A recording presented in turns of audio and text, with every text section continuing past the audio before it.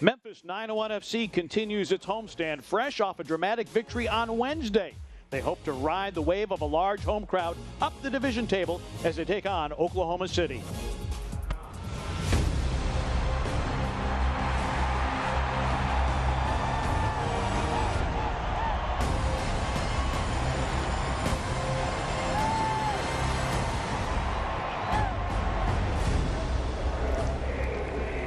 Everybody, and welcome to the excitement of USL Championship Soccer from AutoZone Park in downtown Memphis, Tennessee.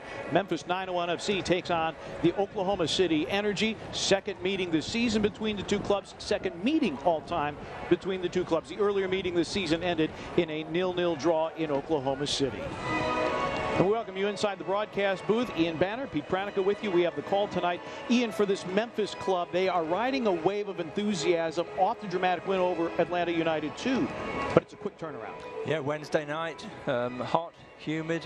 Here we are 3 days later, same conditions. But they train for it, they're ready for it, they're professionals. And I think we're going to see another good game tonight. And they are looking to get another win to get above 500. Now, for the players to watch, for Oklahoma City, you look at Connor Donovan, big guy, great defender. Big lad, 6'2", 180, but also pretty quick. And you see from this clip here that ball comes in from the edge of the box. He runs 20 yards to get back to get that ball to safety when his goalkeeper couldn't make it. Donovan with MLS experience with Orlando City and the Houston Dynamo. You see that play again as he is able to keep the ball from getting to the back of the net and can also be strong in the air. Yeah, here he is in the opponent's 6-yard box, gets a glancing header, but what's telling here for me is his heart. He wants this game. Look at him go. Meanwhile, for Memphis 901 FC, Mark Segbers was called upon. John Berner suffering Achilles injury late in the match against Atlanta United, and he came up big. A defender who had to use his hands and, in that case, his feet. Yeah, he came up huge. What a great defensive reaction here. He just wants to get his body in the way, blocks it. Anything will do there. Segbers very dynamic, also great with distribution. Yeah, and this distribution from out wide, here it is on the right-hand side. In it comes low and picks out the man in the 6-yard area, and it's in the net. And that was the assist of the season for Mark Segbers. Memphis 901 FC trying for their third victory of the season. They take on the Oklahoma City Energy. The starting 11s and the opening kick in a moment.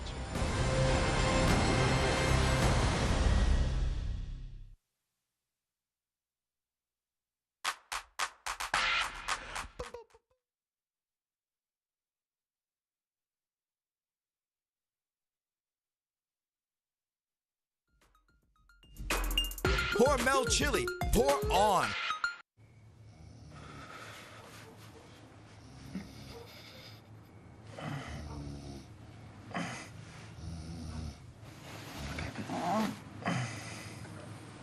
Baby's cold. When it comes to blankets, Thank you. size matters.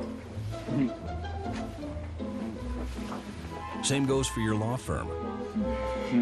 Morgan & Morgan, America's largest injury law firm. What are people saying about Zaxby's new signature sandwich? So good. So good. So good. So good. So good. Delicious.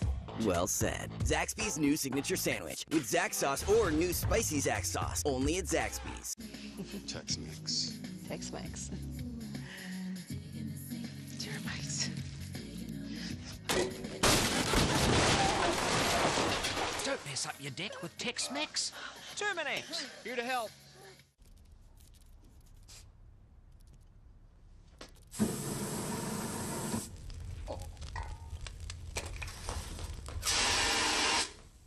Don't burn down the duplex. Terminex.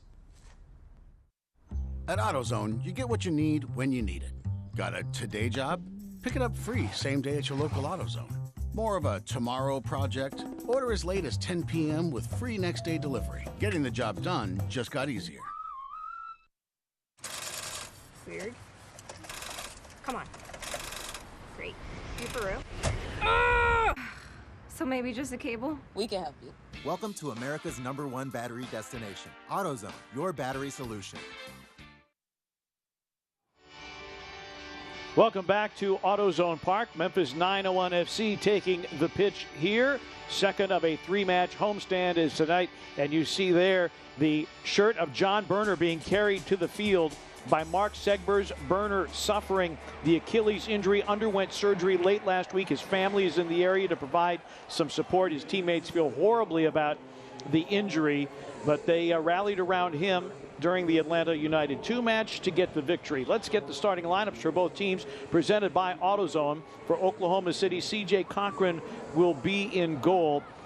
Bijev, number 21, the leading goal producer for the Energy with 2 goals and 2 assists. Look out for him up top with Frankie Lopez. Oklahoma City 0-4-4 on the season, -5 in goal differential. Meanwhile, Memphis 901 FC, they are 2-2-2 for 8 points, -2 in goal differential, trying to get above 500 for the first time in franchise history. Brady Scott gets his first start in goal, his first action in goal, but he does have international and prior USL experience. Played for Sacramento last year. Atuahene, Dolly, and Dre Fortune will be up top. As we get a look at Lee Veedman, he is the interim head coach for Oklahoma City. Our coaches presented tonight by XMC Technologies. Veedman, this is just his second match as the man in charge. And Ben Pierman, well, he's got this team off to a good start. They have won 2, drawn 2, and lost 2. And they have been very, very impressive as you look at 901 FC. Leston Paul, Ian, I thought it was interesting. I asked him at training on Friday, I said, what's the most important thing in this match? Trying to get some technical thoughts, strategic thoughts, and he said, win the match. It's pretty simple, really, isn't it?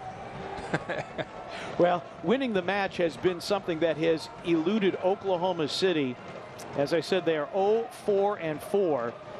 They dropped a 2-1 decision last time out against Birmingham. Bijev's goal equalized after Nico Brett had the Legion up a goal, but J.J. Williams, the match winner in the 83rd minute for the Legion. Meanwhile, Memphis, a 1-0 decision over Atlanta United 2. Skylar Thomas opening his account. And what's interesting about this Memphis club is that they have a whole group of guys that lead the team with 1 goal apiece. Nobody has scored multiple goals yet for 901 FC. Yeah, which means that they can be dangerous in any department, really, doesn't it? And no particular out-and-out striker. There's no Romelu Lukaku up front. There's no big player to be a target person. So they kind of spread the ball around and divide the work amongst themselves. 901 FC wearing their new black kits. This is Atuahene. And he earns a corner kick for 901 FC, our first Celtic crossing corner kick of the night. I'll tell you, Hene had a great second half on Wednesday night. Watching that game, I wasn't here, but I watched it yesterday afternoon, and my goodness me, he's quick. He does have speed, has 8 shots on goal, making his 5th start for 901 FC. Look at the placement of this ball, Pete. There's a quadrant there, but why use it? Sends it in, and that is knotted away, and Andre Reynolds getting to it, but it's out for a goal kick for Oklahoma City. Let's get our Campbell Clinic injury report. None for Oklahoma City. Berner out, obviously. Lama remains out with a knee injury. As we tell you, Campbell Clinic has a walk-in clinic at all locations and a Saturday walk-in clinic in Germantown. Also an evening walk-in clinic till 8 o'clock in Germantown and South Haven. Check it all out at campbellclinic.com.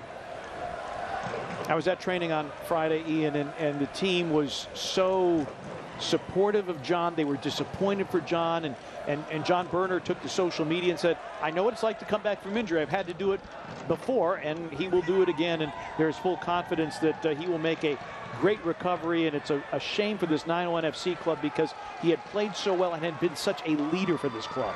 It is, and it hits morale, and trying to get that across to Atuahene. And as you say, it's temporary. I mean, he will be back, and he needs to be strong-willed and a strong character, and I don't know him, but I understand that he is, and that he's going to be back as soon as he possibly can be. Andre Reynolds with the throw in for 901 FC. Reynolds on loan from the Chicago Fire. Atuahene. Oh, a nice combination play. Atuahene. And that is handled easily by C.J. Cochran. Tactically, one of the things Ben Pierman told me at training, he said, I think this is going to be an 11v11 match. Yet 901 FC has been most effective in transition. Yeah, and I think it's going to be highly competitive too, because from what I can tell, Oklahoma's not happy right now. I mean, they've had some close calls, and games could have gone either way. They went the wrong way for them. And they're going to be looking for 3 points tonight. There's no question about that. So I think we're going to be in for a good spectacle. Zach Carroll with the clearance, but now Oklahoma City back in possession now in the 4th minute here at AutoZone Park. Good crowd on hand. Partly cloudy skies, temperatures in the 80s, somewhat humid, not as bad as it could be on a June evening in West Tennessee. This is Connor Donovan. Plays it down the touchline to Ellis Hayden. He's able to keep it. And an opportunity here and a shot right on goal, and it's saved. Lopez gave it a good lash. And I think people may say, well, Burner was so good. What about Brady Scott? Brady Scott was told when he was acquired on loan, look, you're going to see the pitch. I mean, this season is far too long for one keeper. You are going to get some time, and he's getting his opportunity. Tonight it is, and for the foreseeable future, it's due to injury. Yeah, what's critical about that early shot there that Scott took very well is that he gets an early touch of the ball. That will do his confidence level a lot of good, and he's going to feel part of this team, and to get that early touch is very important. And he's not without experience either. I mean, he's been around a bit too, hasn't he? There's a giveaway, and then a foul given, and this will result in a free kick in a dangerous area for 901 FC as Dre Fortune was taken down. Elvis Osmanovic is our referee tonight. You see Fortune taken down from behind by Ellis Hayden. And that speaks a little bit to the experience of these guys. I mean, the defender coming in behind the striker had 2 or 3 of his colleagues just waiting in line for it. There was no need to make that challenge. And now you've got a situation which is, 21 yards out, and this is very hittable. I mean, over the top of that wall in the top corner is not out of the question at all. Kiss you do. Team high 12 shots on goal.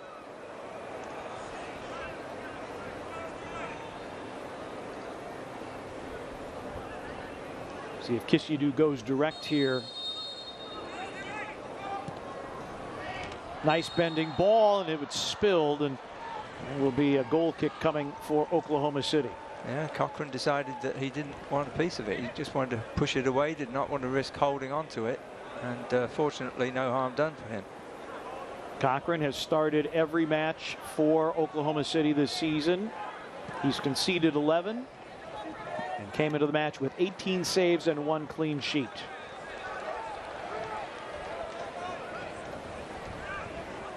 You get a look at Ben Pierman, and in talking with Brady Scott, one of the things he said about Ben Pierman, I like him as a coach, as a manager, because he's very clear, he's very direct. There's no subterfuge. He tells you exactly what he is thinking, and when you have that clarity from your head coach, from your manager, it's a lot easier for the players to do what they need to do. Yeah, and it's infectious too to the whole squad, and I think that's part of what you were saying earlier on, is that there's respect, and that the team is working for Ben Pierman. They want to work for him because they understand what he wants from them. Came on as the interim last year. 901 FC with a good finish.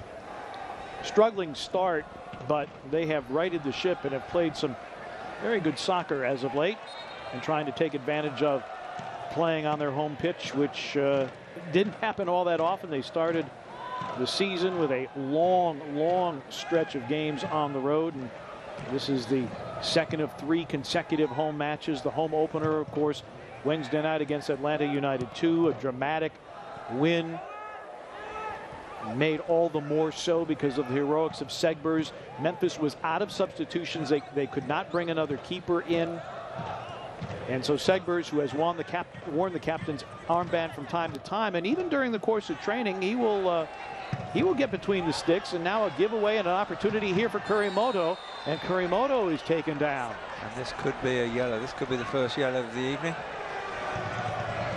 I think it is. Oduro, less than Paul arguing. Less than Paul wearing the captain's armband right now. And so a free kick for Oklahoma City. Again, a dangerous spot for them. All kinds of debates on what's a professional yellow that was necessary, and that's borderline a professional yellow that was necessary. I don't like to say that because we like sporting contests, but he was through if Oduro hadn't made that interception.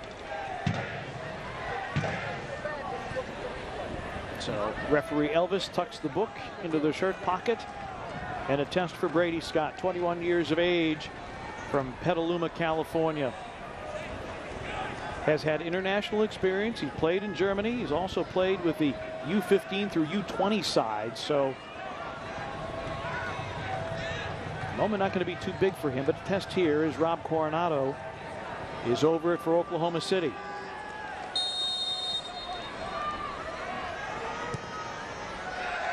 And a poor strike well over the bar by Coronado.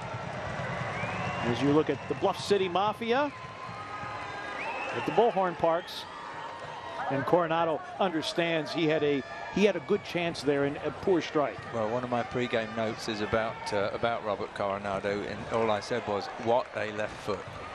I mean, the guy struck a free kick the other day, one of his other games that I was looking before this one, and boy, he struck it sweetly. So he's dangerous around that area. That might be his marker for the night, just getting the distance.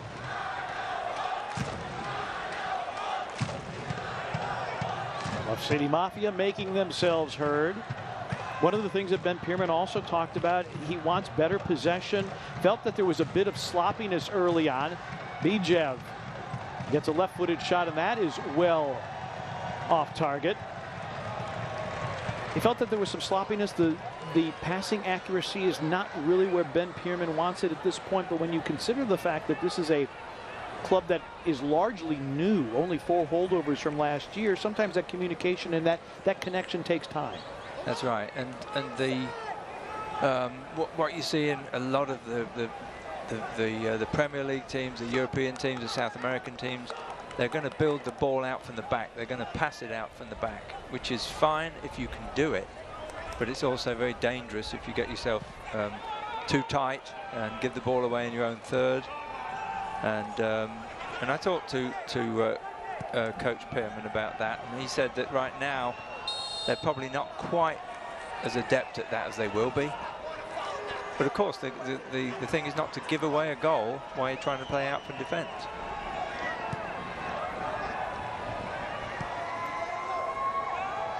Meanwhile, for the Energy, they're the only team in the USL Championship that has yet to win a match. They have drawn 2 of their last 3, but as I said, coming off a 2-1 decision against Birmingham.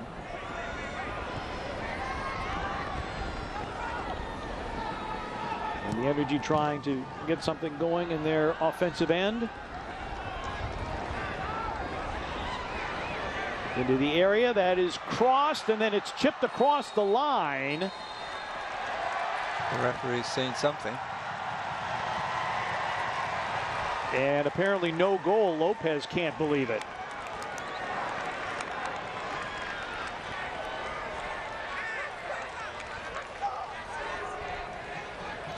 Yeah, maybe we can pick up on the replay in a few moments and find out exactly what happened. Didn't appear to be an offside call.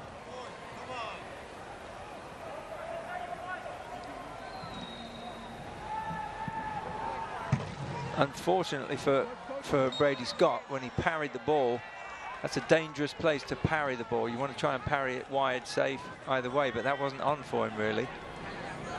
And so no goal there for Oklahoma City. And a foul against Memphis here, and a quick restart for Basulovic. maybe some defensive lessons learned with no harm done. This has been a 901 FC defense that has really improved. You talk with Leston Paul, he says, well, yes, our defense has been good, but it's been good from everybody, including those playing up top. Quick throw in here for Basulovic. Yeah, quite right. I agree, Pete, because this is an 11. You've got 11 people going forward, you've got 11 people coming back. So it's a huge responsibility on the forward midfield players and the strikers to get back and assist.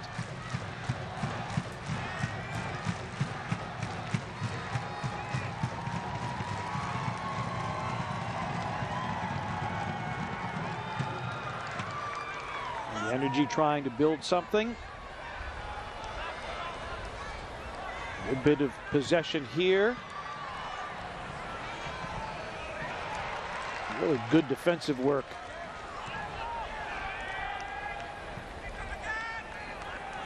So the Energy go back to the drawing board and back to midfield. Connor Donovan.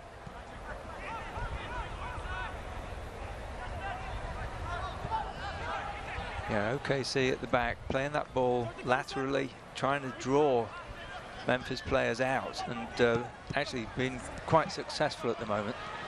Great takeaway by Atuahene. Dolly into the area. He is run off it. Atuahene wins the ball back for 901.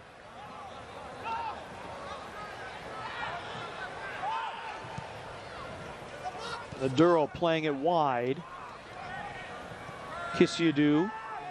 And now Memphis trying to string together a bit of possession. And you see them moving the ball from side to side, trying to unlock the Oklahoma City defense. That is another thing that Ben Pierman touched on in our conversation on Friday. Can we move the ball from side to side and see if we can create some gaps and create some openings? He wants this 901 FC offense to be more varied, that they can score goals in a number of ways. And what's interesting when you look at the numbers, Ian, is that these two teams convert 9 or 10% of their opportunities, which is at the bottom of USL Championship Soccer. So they create opportunities, but finishing has been a problem for both clubs. Yeah, and it takes time. And you mentioned it earlier that these players have not been together that long.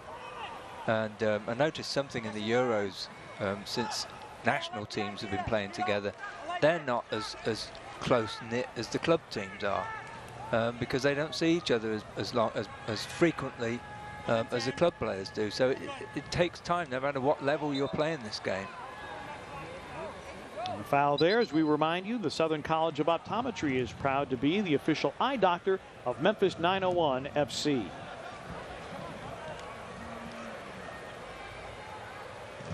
Get a look at Lee Veedman, native of Liverpool, played in both the Liverpool and Everton academies, also coached with Fresno FC. There aren't too many people that can say they played for Everton and Liverpool. Zach Carroll headed that ball over the byline, so it'll be a corner kick first of the night for Oklahoma City.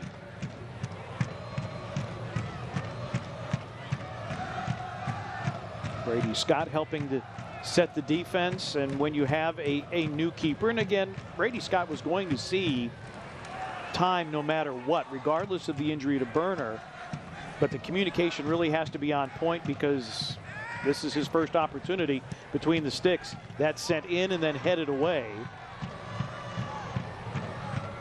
but kept by the Energy.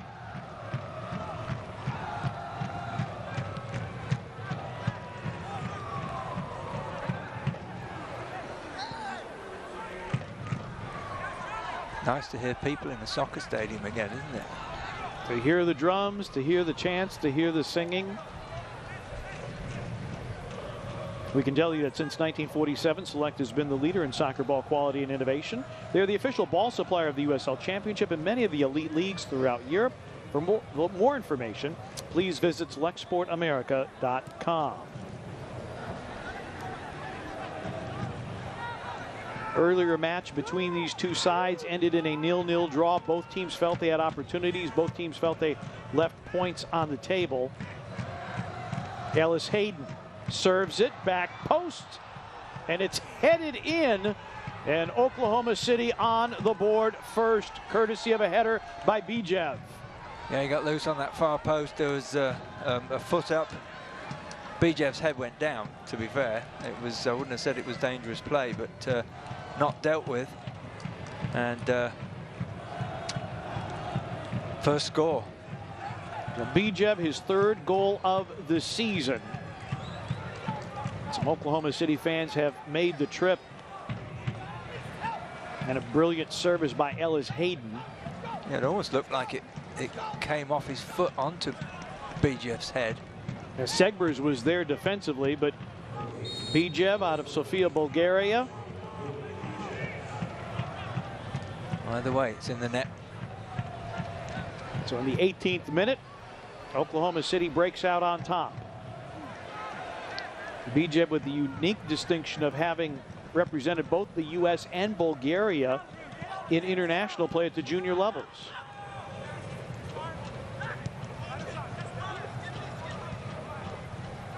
Well, he was in the right place at the right time, and that's what good strikers do. And I thought 901 was a little loose, letting the cross get in, sort of curled in away from the keeper. And there was a lot of space back there. So let's see how 901 FC responds now that they find themselves in arrears here in the 19th minute.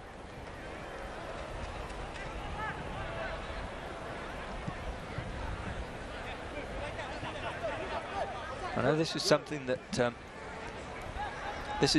Lee Veedman said he wanted to do. He wanted to make a comeback tonight. He wanted to get his injured players back. He got two of them. He got Zachary Ellis Hayden back from injury. He also got Charlie Ward back from injury. And they both started, of course, and I think strengthened his team.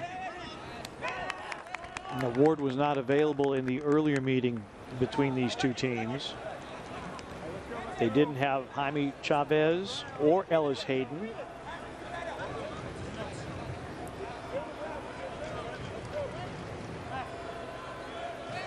There's Ellis Hayden, native of Kitchener, Ontario, Canada. His second season with the Energy. It's headed back by Zach Carroll, but kept by the Energy. Tuahene was held momentarily. Lopez is down for Oklahoma City.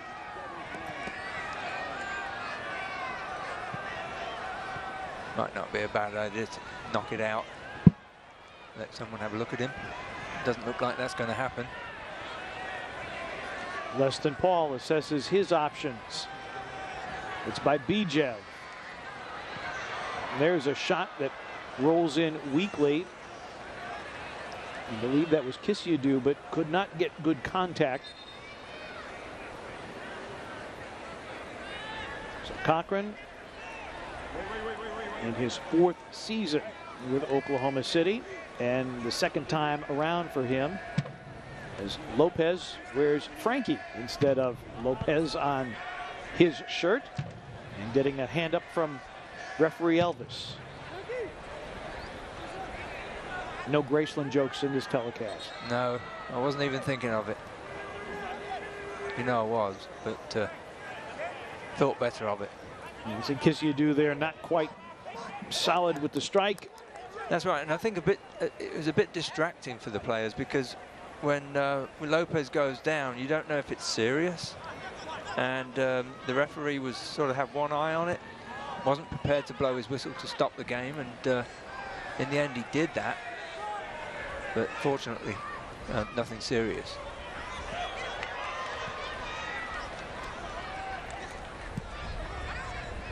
Korimoto gives way.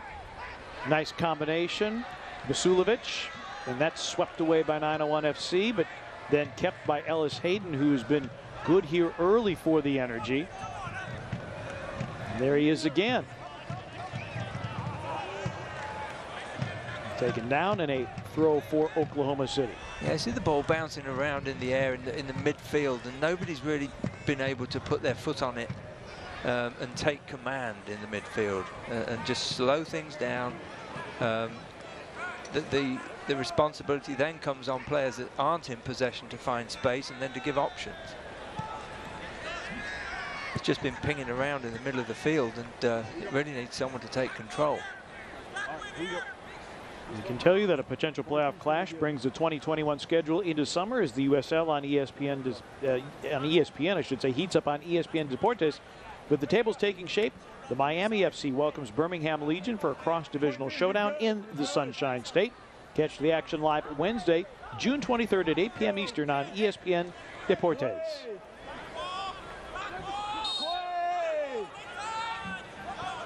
Ellis Hayden picking up his first assist of the season on the Bijev goal. And this is Bijev with it again. And Bijev going down. Atua Hene was in the vicinity, but there's no whistle there. And Scott getting his first start for 901 FC. Lopez is up and looks to be in fine shape. Yeah, I think the referee had a close look at that challenge on Bijev, and I think quite correctly decided nothing doing.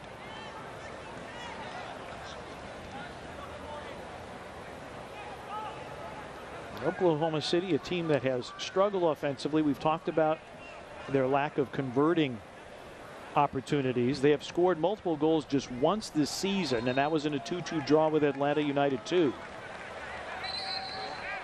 They've been clean sheeted 3 times this season, but they hold the advantage 1-0 in the 24th minute. And there are lots of reasons why 901 must not lose this game. I mean, obviously they don't want to lose the game, but their position's deceptive because they got games in hand over other teams. And you know, if they can win those games in hand, they've got two games in hand over some teams. They were going to rocket up this conference division, and their position third from bottom right now is somewhat deceptive. It's not a reflection on their ability and their capabilities. And it's a question then of building confidence in the players so that they come out with, you know, with that a bit of an attitude that we can do this, you know, and I think that confidence, as we know, is indefinable. We don't know where it comes from sometimes, but I think it just needs someone, as I said earlier, to get this game by the scruff of the neck. That gentleman there might be the person. Less than Paul taken down by Bijev. Number 23, and a senior member of the team. He could be the person to do it. And up in the booth here, it's difficult for us to hear how much talking is going on down there. But I'm sure there is plenty of it, and Leston Paul will be central to that. Atua Hene. Memphis 901 FC cannot maintain possession. Long ball played for Lopez, and circling back is Skylar Thomas to play for 901. Another big figure in the back four. And that goal he scored the other night, which you and I talked about before the game kicked off tonight. Boy, he took that header so well. And Skylar Thomas, former number 11 overall pick by Toronto FC back in 2015. Juneteenth, also known as Freedom Day, represents the end of an abhorrent chapter in American history, slavery in the United States. Today we honor and celebrate Black history and the many achievements of the Black community, while also continuing our commitment to fight for equality and end racial injustice. Please join us in this opportunity to participate in efforts that advocate for equality, inclusion, and belonging for all.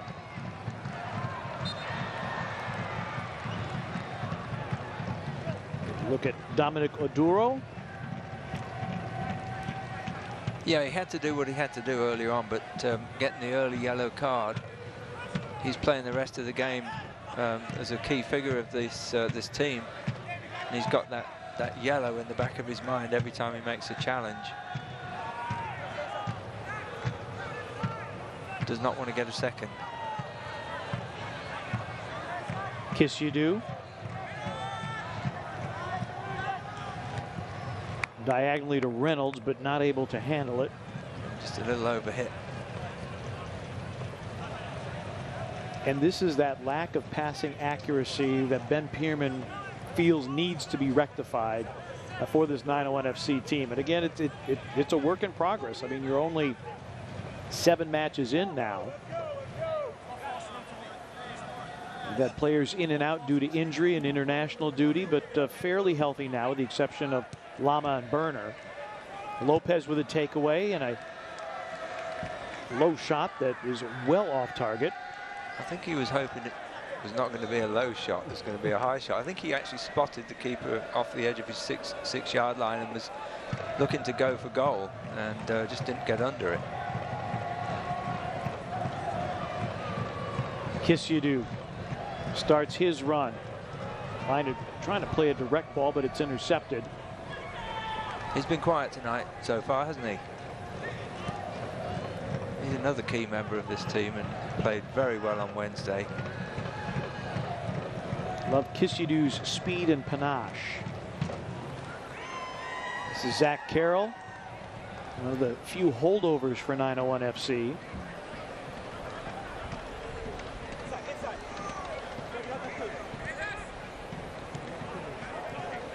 Approaching the half-hour mark. Bijev in the 18th minute, off an assist by Zach Ellis Hayden.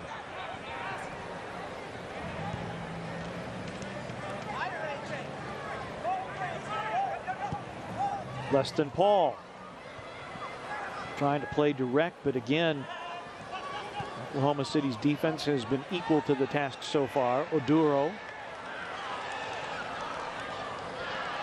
Kisyadu. Marked by Kurimoto. Cross. Headed away. That was promising, but comes to nothing. But Kisyadu back with it. Yeah, that shows that panache that you were talking about. You call it cheek if you want, but he's got the confidence to just back heel that. Wrong-footed the fullback, and it could have turned into something very dangerous. It was in the end, it was well cleared. But yeah, Kisyadu's been quiet tonight, but maybe that's a sign of things to come for him. Very nearly a transition opportunity for Oklahoma City, but Memphis able to retreat and get some defensive shape. Bijev is trying to play that for Frankie Lopez, and a foul will be given there against Ellis Hayden, and that will be a yellow for Ellis Hayden.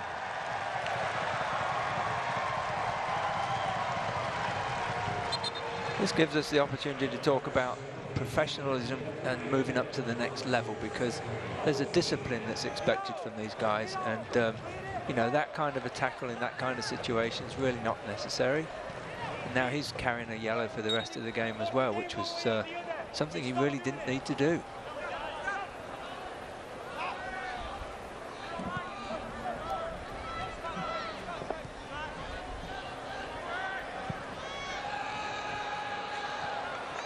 Atuahene into the area. Crosses, but nobody able to get on the end of it. Still Memphis in possession. Reynolds and now Atuahene. Atuahene gives it a curling lash. Another goal kick coming for C.J. Cochran in Oklahoma City. Yeah, good work from I mean, he's beginning to start where he left off on Wednesday. He's noticeable. People are starting to take notice of him, and made himself a bit of space. I think finished up in 2 minds. It was a bit of a shot come cross in the end. He's kind of optimistically trying to bend it around and find that far corner of the net, but in the end didn't do either. Didn't hit the target and didn't find his own player. Atuahene had been part of this Oklahoma City Energy team previously. Skylar Thomas, good defensive work against Frankie Lopez.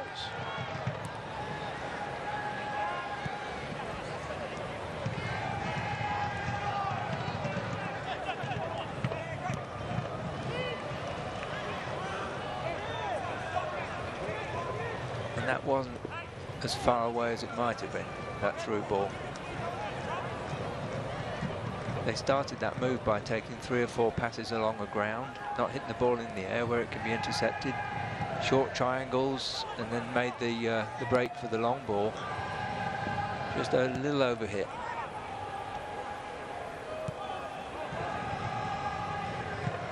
Oklahoma City with 5 shots. 2 of them on target. Memphis with 2 shots, 1 of them on target. And another opportunity here And boy, that miss struck. Basulovic had an opportunity at the top of the 18 and sent it into the crowd. Yeah, took it first time. He may have had enough time to have steadied himself, held on to it,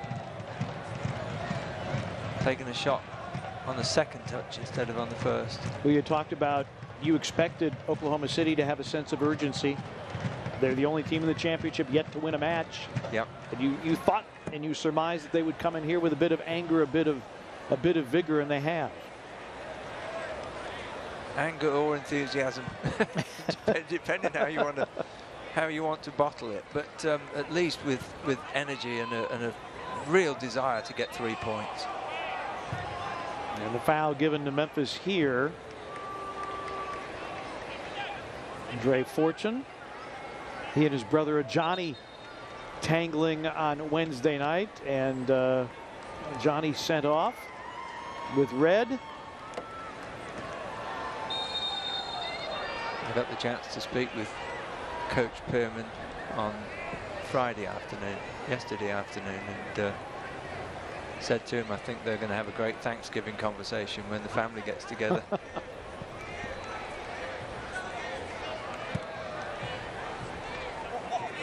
So, some brotherly love, so to speak. Yeah.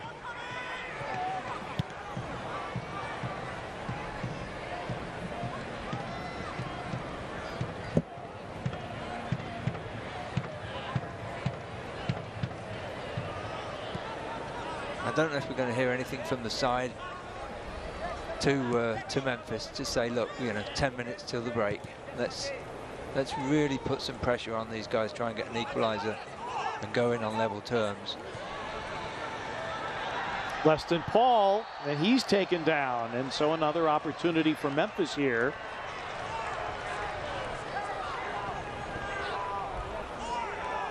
Weston Paul pulled to his feet, but this will be a free kick coming for 901 FC. Again, Ben Pearman has spent a lot of time saying we have to be better on our restarts. Their only goal against Atlanta United 2 was off a corner kick. Correct. And opportunities tonight have been few and far between for 901 FC, so can they possibly take advantage here?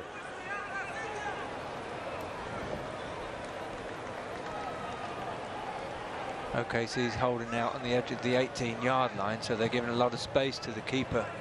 Anything that gets chipped over the top, keeper's got good sight of it, just inside the 18-yard, but still a lot of grass between them and the keeper. Kisyadu goes direct into the wall. Zach Carroll back there to play near the center circle. Not quite clicking yet. Kisyadu really wanted to get that ball up over the wall and didn't succeed. Didn't get close, actually. This is the third match for 901 FC in a week's time. It's kept in by the byline.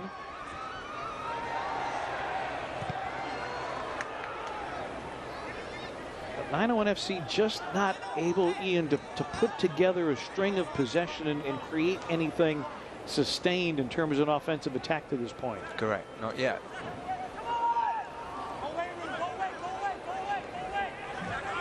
It's almost like the goal that was disallowed took the wind out of their sails, and before they really recovered from that, they were really 1-0 down. I'd be interested to know how many minutes it was from the goal that was disallowed until the goal that counted. I didn't make a note of that, but it wasn't long.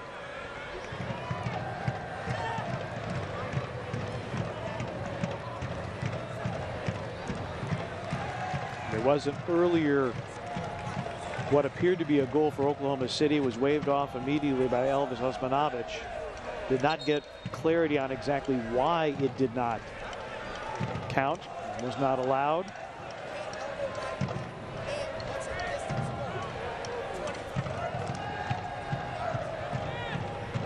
Ben Pearman in conversation with Deshaun Beard, our fourth official tonight. Brady Scott sets the defense.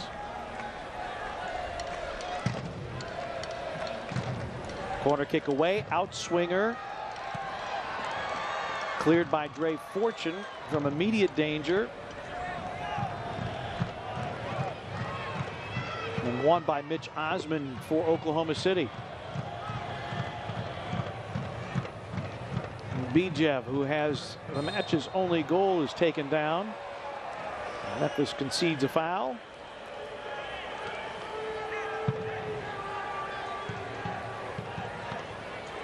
I think Bijev did well there to actually get the referee to agree that there was an infringement. He went down quite easily.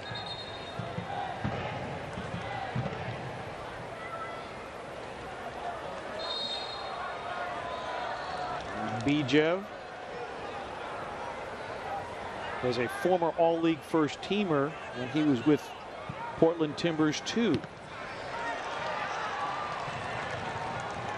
That's sent back, and Ellis Hayden will chase it for Oklahoma City.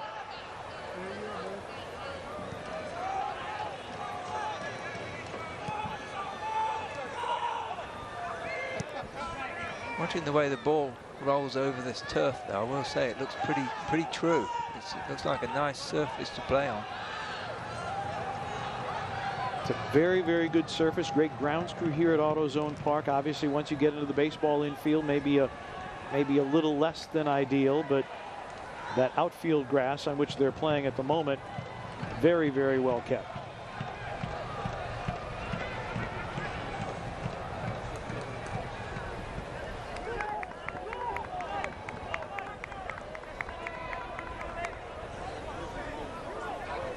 Oklahoma City in possession of the ball and of a one-goal advantage.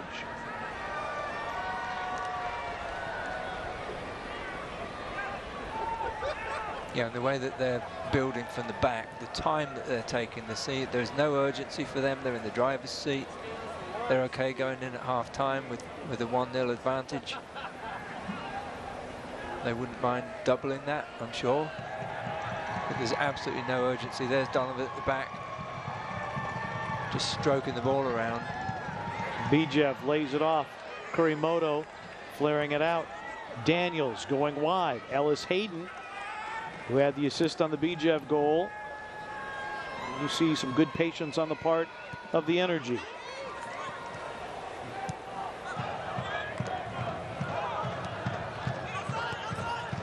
Daniels nearly lost it.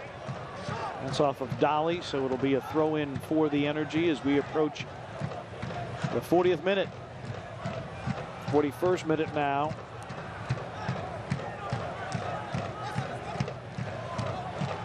There you go. You can certainly outsmart yourself if things don't always go according to plan. It was a non-textbook throw-in by the Energy. Perfectly legal, as long as you can execute it properly.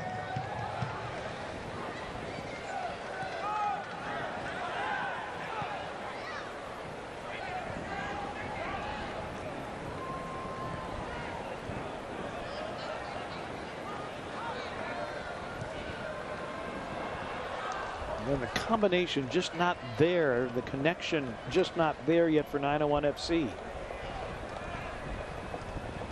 No, and it's just occurred to me that analysing the second half of Wednesday's game, when Memphis did so well, what I didn't take into account was the fact they were playing against 10 players. And tonight, obviously, you've got a full complement of an opposition, but you get into the latter stages of a second half, and you've played with 10 people since the 35th minute. There's a lot of tired legs out there, even accounting for the substitutes. Going to be a different story tonight as long as they're playing against 11. Skylar Thomas concedes the throw-in, and that was something that Ben Pierman talked about. He says, you know, against this Oklahoma City group, this is going to be 11v11. There aren't going to be the transition opportunities on which Memphis has really feasted this year. And I'm trying to think, and I don't recall a real strong opportunity for a counterattack by Memphis or a transition opportunity. Well, they move quickly up the field now. Reynolds. And Dolly. Zach Carroll. Now a Tuahene. And the foul given. So another opportunity here off the restart for 901 FC. In a very dangerous position too. And there's another free kick that really didn't need to be given away. Just wait, just hold your player. Don't give him any space. Don't let him go left or right. Don't let him turn. But the moment you go in from the back like that, every referee's just already got the whistle in their mouth waiting for it. Kurimoto with the foul to set up this opportunity for 901 FC.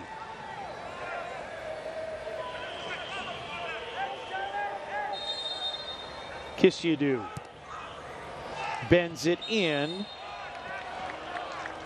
And a Memphis foul in the area and an Energy player down.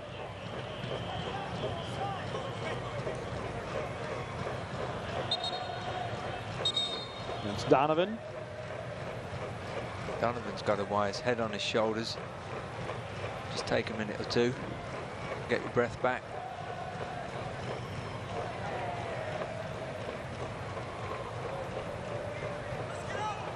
May have taken one to the face though.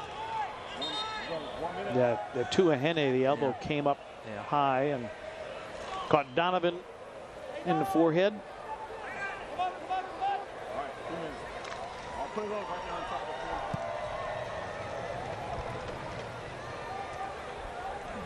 Nice little push if you can get away with it. It's not a foul unless it's called. That's right. That's right. And Zach Carroll can testify to that. Tuahene, right-footed shot rolling in on Cochran. He's able to smother it. Good try. Tuahene yet to open his account, and there have been opportunities for him this season. It's only a matter of time.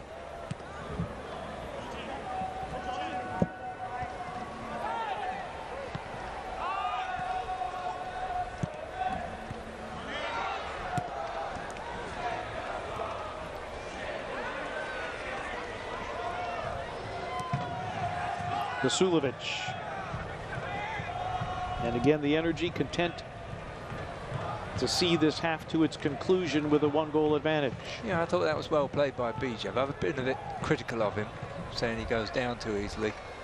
But that ball was played up to him with his back against the centre half, and he held up well, held the ball off, and then laid off a really good pass afterwards. So credit to him for that. We'll tell you that we have 2 minutes of Miller Lite stoppage time.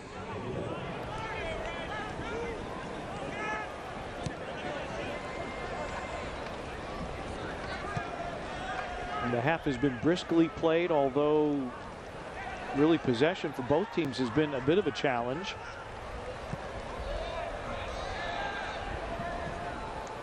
That long ball is intercepted. We're half a minute into our 2 minutes of stoppage time. Cochran, 41 saves in 13 appearances for the Energy last year.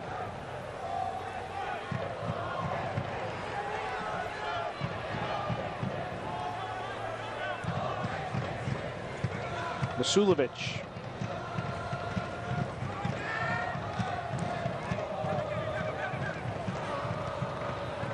Charlie Ward back in the midfield, now sending it to the left.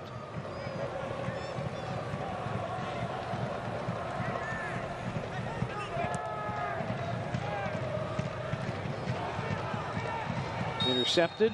Vasilovic with a foul. So a restart for 901 FC is first half about to draw to a close here at AutoZone Park. Yeah, and that was the Energy. Vasilovic gave the ball away, realized he gave the ball away, realized he had the responsibility to get it back, and turned on the Jets to try to do that.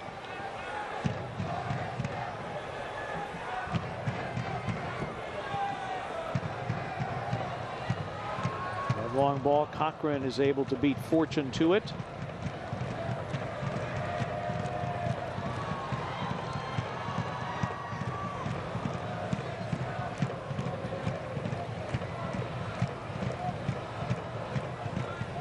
Coming up at halftime, we'll take a look at news and notes around the USL. Our Le Bonheur Kids captain, that and more, and some first half stats and highlights. That's all coming up. We have reached halftime at AutoZone Park, and Memphis 901 FC finds themselves in arrears, 1-0.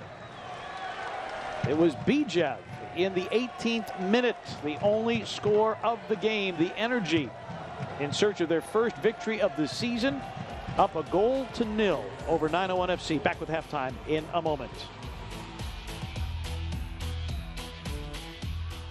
2 for $10 Big Buford or Mother Cruncher combos are here for the hardest working appetites. That's your choice of 2 Big Bufords made with 100% beef and melted American cheese. 2 classic Mother Cruncher chicken sandwiches made with white meat chicken and our signature squawk sauce. Or 1 of each with 2 orders of our famous seasoned fries and 2 drinks for just 10 of your hard-earned dollars. Your hustle deserves better. After all, you've earned it. 2 for $10 Big Buford or Mother Cruncher combos, only at Checkers. Get it delivered through our new rewards app.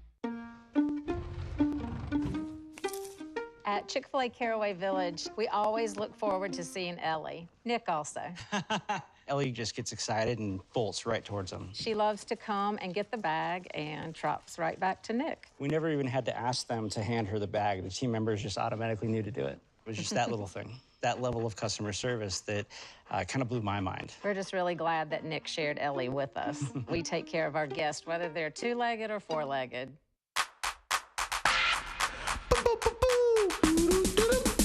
Yum. Chili, chili, chili. Chili dog yum. Hormel chili, pour on. Education should be affordable for all. At Strayer University, we offer access to no-cost gen eds. Why? To save you up to $14,800 on your education. Out with the old school. Strayer University. Tex-Mex. Tex-Mex.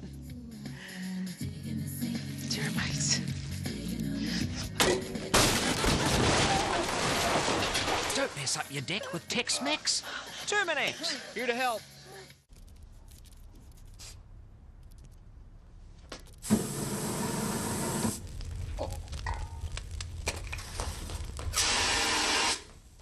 Don't burn down the duplex.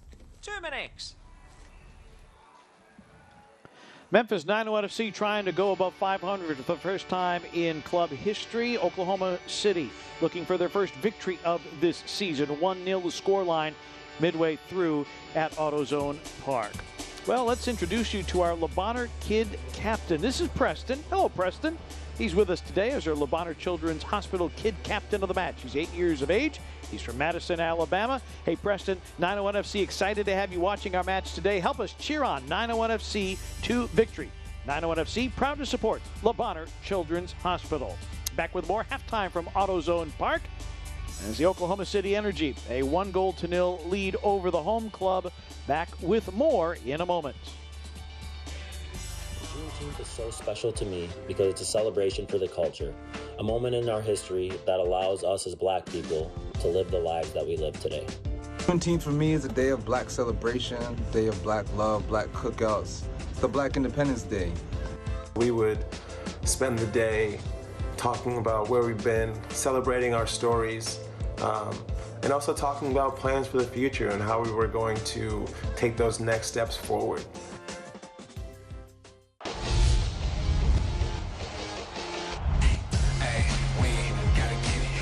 Locked in the box, chance for Williams, off the crossbar and in. Back to Samake, and there's Sparrow again. J.J. Williams leaves it for Lapa! Salazar cuts it inside, Van Okel with an excellent save.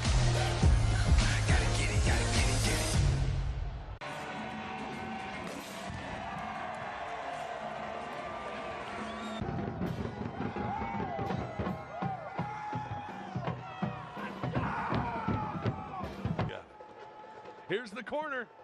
In front, header, score! What a goal! Skylar Thomas. We didn't even know if he was going to play. And he gets the header and gets the first goal of the game. Watch that, just given away by Gonzalez.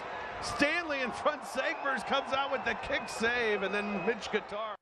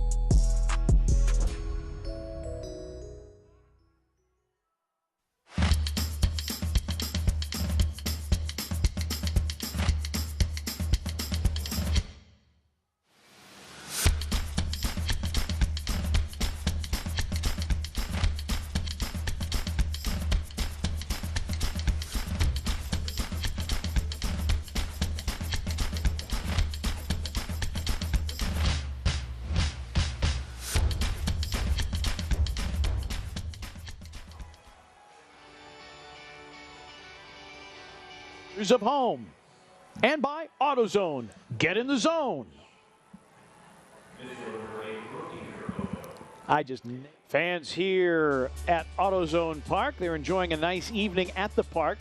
Probably not enjoying the scoreline at the moment. 1-0 to Oklahoma City Energy. Let's see what's going on around in USL Championship Soccer. Louisville City, Jonathan Gomez on the U.S. Gold Cup roster, the lone USL Championship player in the preliminary 60-man pool for the national team. 38 USL players overall have been selected to Gold Cup rosters, including 901 FC's Dre Fortune for Trinidad and Tobago. And up next for Memphis 901 FC, they will wrap up this home stand against Sporting KC2. They're currently 7th in the Central Division, with a record of 1 win, 4 losses, and 4 draws for 7 points. Memphis just ahead of them in the table. That will be here at AutoZone Park. We'll have it for you starting next Saturday at 7:30. 1-0 is the scoreline in this one, in this divisional matchup between 901 FC and Oklahoma City Energy. Take a look at some first half numbers, or first half, I beg your pardon, let's take a look at the Chick-fil-A scoreboard. Hartford Athletic and Loudoun United all level in the 88th minute. Meanwhile, approaching full time, Pittsburgh 2-0 over the Tampa Bay Rowdies. Rowdies would be suffering just their second loss of the season. And in the 65th minute, Louisville City, a 3-2 advantage over FC Tulsa. San Antonio and Rio Grande Valley, they have reached halftime on level terms at 1-1. That is your Chick-fil-A scoreboard. Get a look at some halftime stats from tonight, and the one that jumps out to me, Ian, is the possession, because it has been all Oklahoma City. They've also attempted and completed far more passes than 901 FC. Yeah, that doesn't lie. Sometimes possession can be a bit squirrely in terms of you have all the possession, but you don't necessarily do much else. But this time, this is a fair report card, really, on what we've seen in the first 45 minutes. Oklahoma City Energy with the 1-0 advantage over Memphis 901 FC. Possession and the lack thereof has been an issue for 901 FC this season. They will try to get that rectified in the second half, as Oklahoma City looking for their first victory of the season. 901 FC trying to remain in good form, but a bit of an uneven first half from the home club. 1-0 is the scoreline. As these fans enjoy barbecue nachos, they're hoping for an equalizer and a match winner from a home club. Back with more in a moment.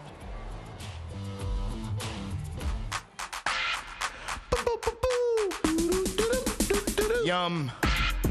Chili, chili, chili. Chili dog yum. Hormel chili. Pour on. COVID-19 has changed how we hang with our girls. Now it's time to take the first step that lets us get back to girls tripping instead of solo sipping. Before we can safely come together, we need the facts. As COVID-19 vaccines become available, you may have questions. Should I get it? Is it safe? Should I wait? It's smart to question. Now get the facts at getvaccineanswers.org so you can make an informed decision when vaccines are available to you. 38,800 people were killed in crashes on U.S. roadways. Bad driving conditions are contributing factors, but fatigue, distracted, or impaired driving and speed are mostly to blame. And people who text while driving are 23 times more likely to crash. If you've been injured in a car accident due to someone's negligence, call me, attorney Mike Montesi. One call, that's all. Call 526-2126. It's easy with Montesi. Chevy is America's fastest growing full-line brand, and people are taking it everywhere. Taking Trailblazer outdoors, confidently taking on new places with Equinox, and taking on more with Silverado. Whatever you do, there's a perfect Chevy to take you anywhere. Find your perfect Chevy and get 0% financing for 72 months on select popular Chevy SUVs. Or get a total value of $3,750 when you purchase. Checkers 2 for $10 Big Buford or Mother Cruncher combos are here. Mix and match 2 Big Bufords or classic Mother Crunchers with 2 fries and 2 drinks for just $10. After all, you've earned it. 2 for $10 Big Buford or Mother Cruncher combos only at Checkers. Get it delivered through our new rewards app. 1-0 is the scoreline favoring Oklahoma City over Memphis 901 FC. Head coach Ben Pierman joins us now. Pete and Ian up here in the booth. And Ian, I'm going to give you the honor of the first question for Coach. Yes, thanks, Coach. Good to see you. Yeah, and, second 45 minutes, there's some work to be done, of course. You've had that chat in the dressing room, I know that. How do you want to go about this second half and try to get deeper into their final third, try to get an equalizer? Well, there's twofold. The first thing was we look like we're playing our third game in 8 days, and they're looking like this is their second game in 18. So they've wanted it more. That's as simple as that. That's unacceptable. The second bit is that, you know, we're not breaking lines with courage. We're breaking the first line into midfield, then we're going into the attacking layer, and there's no runs in behind. And we covered it, to be honest, all day yesterday about where we want to go, and it's wide open.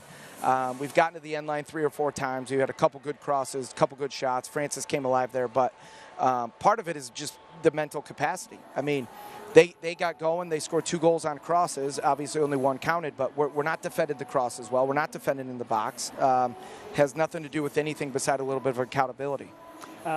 Quick reporting on Brady Scott. What your thoughts of his performance in the first 45?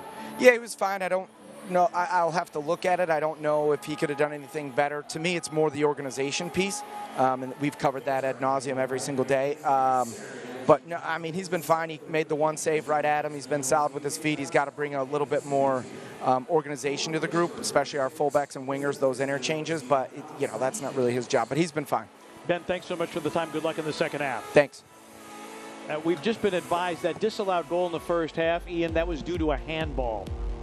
We can look at some first half highlights. There was the save there. And again, the opportunities for Memphis few and far between, but they have had multiple opportunities off of restarts. Kisiadu and 901 FC not able to get it finished. There was a foul given there, the professional foul, the yellow card came out. That was the goal that was disallowed due to the handball. Okay, well now we know. And we know that the laws, there it is. It's actually quite clear when we see it from that angle. And we couldn't see it from where we were on the monitor, could we? And then Ellis Hayden with a great service. Bijev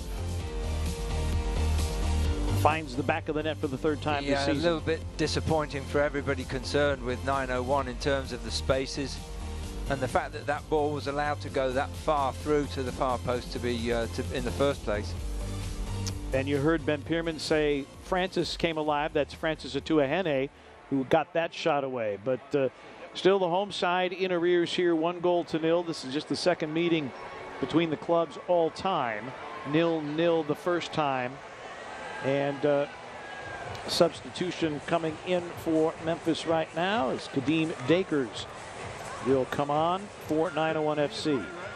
Well, just listening to Coach Perman getting my my first half performance, I'm going to have to try harder in the second half. It got me as well. I heard it up here in the booth. The discussion they had at halftime. So Oduro is out. Dakers is in.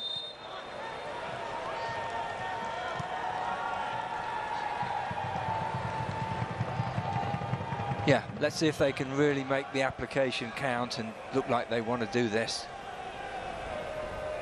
I know it's hard to hear when you're in the dressing room and you come in and you're weary, you're a goal down. You've been working hard for 45 minutes and then you're told that you're not applying yourself. But that's what good leadership's about, and it's been able to convey that to these players to dig deeper, work harder. Fortune wanted a foul there, but no air in the whistle. Well, this was a team, as you see the substitution, Dakers is on, Oduro is out. This was a team that really came alive and bonded after the injury to Burner, and then to see Segbers get between the sticks. Salazar is on and Rashawn Dolly is out. There was a good mental sense about this team, and I expected them to come out with better energy. I know that it is the third match in a little more than a week, but still I thought that the energy would be there, and I think that's what Ben Pearman is really getting at. Well, I think he's brave. I take my hat off to him, because so often you'll see coaches, managers, call them what you want, hedge their bets at halftime and think that something magical is going to happen in the first 10 minutes, 15 minutes of the second half, and they don't change it. He's been brave. He's decided to change. He's made 2 changes and told the 2 fresh players, go out, tell me I was wrong, not to start you. Well, you have goal scorers in Dakers and Salazar, both of them with a goal. As Ellis Hayden is getting a conversation with Elvis Osmanovic. But I think that's what this club really likes and respects about Ben Pearman. He is direct. You may not like it, but it's the truth. You may not like it, and he's honest with him. You can't ask for any more than that, really.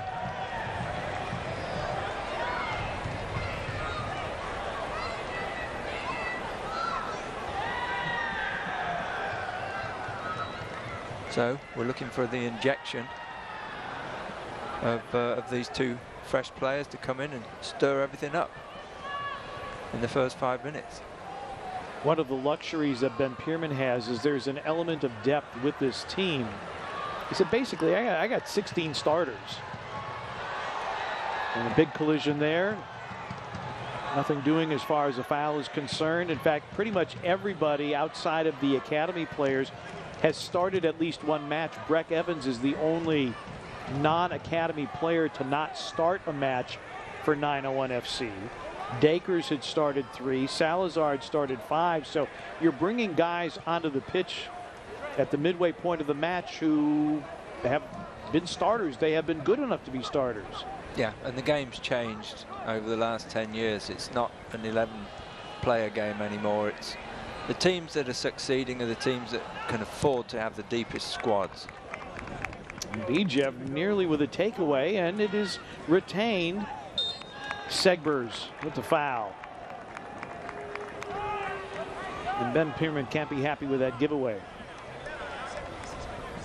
No, I think the message there is, look, you've seen what happens, Bijev. He's friendly with gravity, and don't give him the opportunity to go down, because he will, and he'll get the decision, and he did that there, and all credit to him. He knows how to play this game. That might be the most elegant description of a dive. Friendly with gravity. Friendly with gravity. That's good. I like that.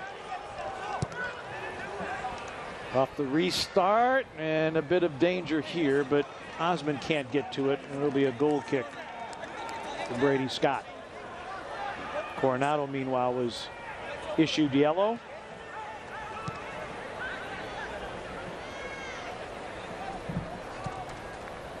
We've been talking about Ben Pearman as the coach for 901 FC. You talk about Lee Veedman. Okay, interim head coach. He said really the first match against Birmingham, there wasn't time to really mess with the tactics or the formation or the lineup. But he said as the season goes on, we're going to try some things. And now Memphis with something working here. Dakers. But he's dispossessed by Coronado. But Veedman said, we're going to try some things. I mean, you're 0-4-4. You're at the bottom of the table in the division. You'll do what you can to mix things up and see if maybe this team now will play harder for him because they feel that they have something to prove or to show to the new head coach. That's right, and it's not an enviable position to be in any job when you've got the prefix of interim. And he probably wants this job full time, I'm sure.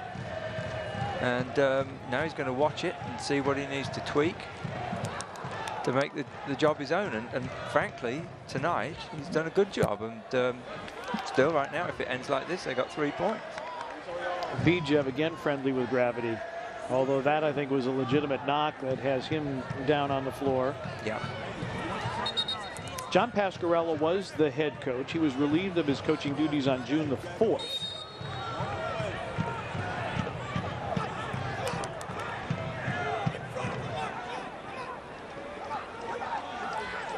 Veedman remains down and we play on. Ellis Hayden, who had the assist on the Veedman goal. He'll give and go. Atua Hene with a takedown, but still possession advantage played for Oklahoma City, and then that's swept away. Run back by Salazar.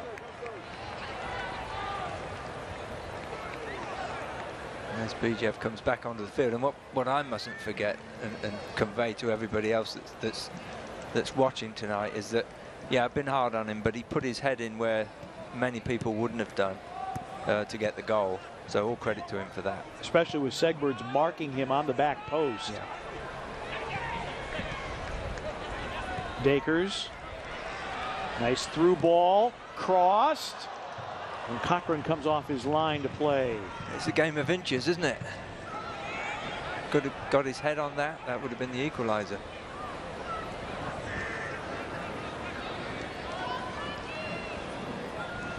Well, if you're 9-0 FC, you have to be pleased with what you've seen in the first 7 minutes or so from Kadeem Dakers. I agree.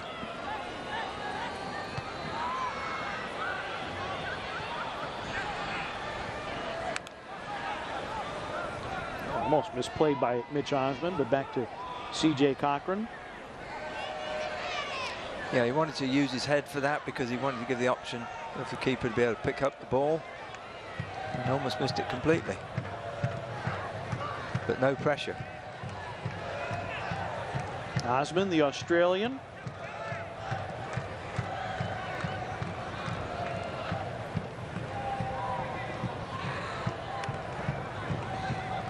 Weston Paul in the middle of the park. Trying to play a direct ball. And nothing comes of it. The run by Salazar.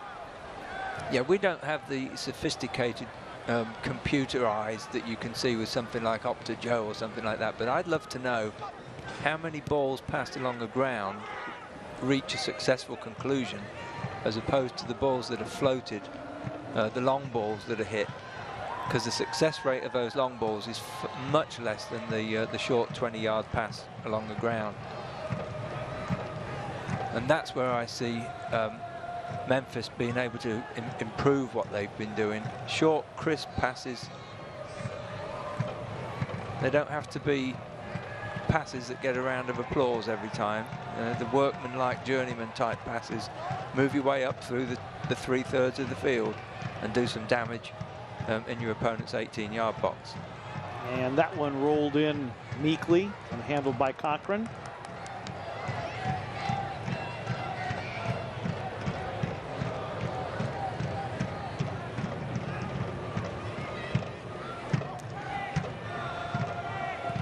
Charlie Ward now playing it out wide.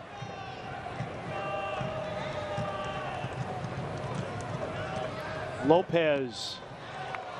That'll be out for a corner kick to Oklahoma City. Lopez always dangerous.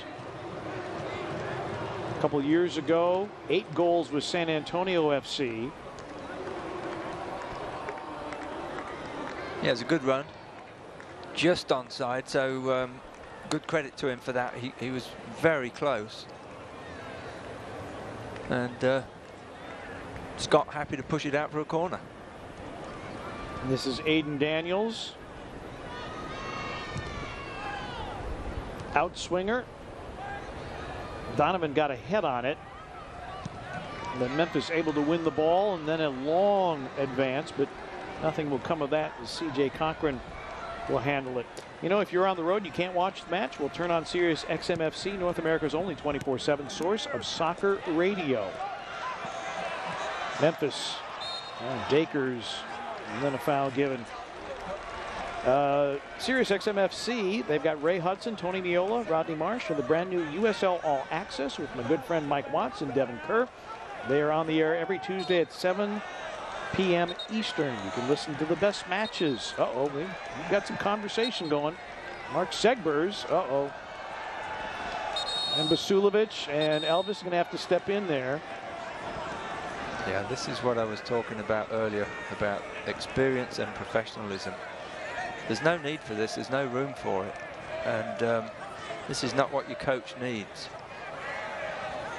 Just a little touch on Bijev. He goes down like a ton of bricks. And, of course, Siebers doesn't like it. Mark Segbers very demonstrative. Here we go. Oh, I think I'll go down.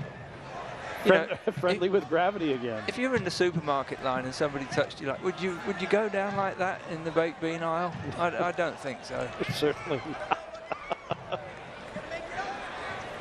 So the foul given, and Kisiadu another opportunity off a free kick.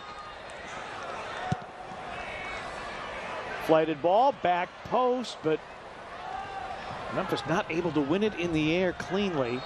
And then Leston Paul with a foul, and Bijev goes down again. Yeah, this may be legit, though. Yeah. See, the players are now getting frustrated with each other. They're frustrated with Bijev because of you know, his shenanigans to some degree. Yeah, but they're also worried about him because he can play. Yes. Well, and some of these have been legitimate knocks, and then others have been less than. And so now we'll have some conversation. Again, to remind you, Sirius XM FC for everything soccer. And you can listen to the best matches in the USL Championship along with action from MLS, the Premiership, and the UEFA Champions League. That's Sirius XM FC. It's channel 157 on your Sirius XM radio or the Sirius XM app, and a point-blank shot. And Frankie Lopez very upset. Yeah, boy, he put his laces through that one, though. Scott did well to stung his fingers, probably. And keep this at a one-goal scoreline.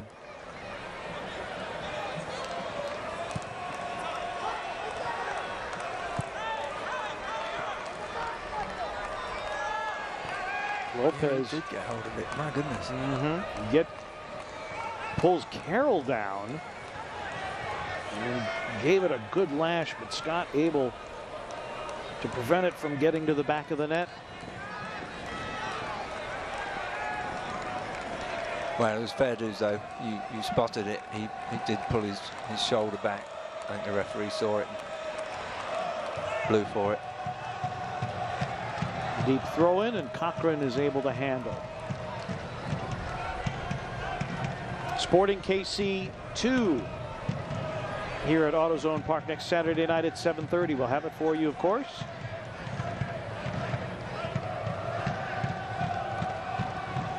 I'm not really surprised, though, that the game's turned out like this. Just one goal in it.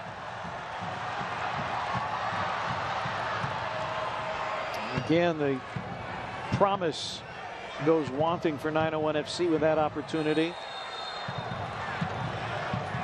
See, and then a foul, and this will be a yellow for Dre Fortune. And Dre Fortune, you know, I'd have to have a word and say, guys, we can't be giving as many silly yellow cards away like this. Your frustration, I understand it. It's hard work. We're a goal down. Things aren't really going our way.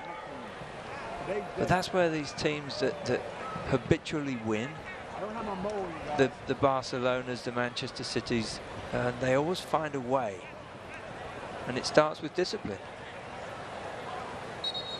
And I think you're starting to see 901 FC just get more and more frustrated as time continues to tick off the clock, approaching the hour mark.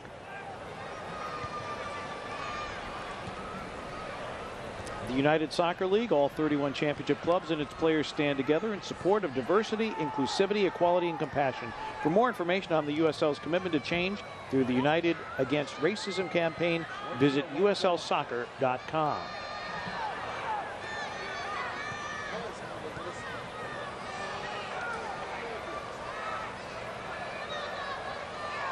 I think there had been some hope that there would have been momentum built from the dramatic victory over Atlanta United 2, but it hasn't translated yet for 901 FC.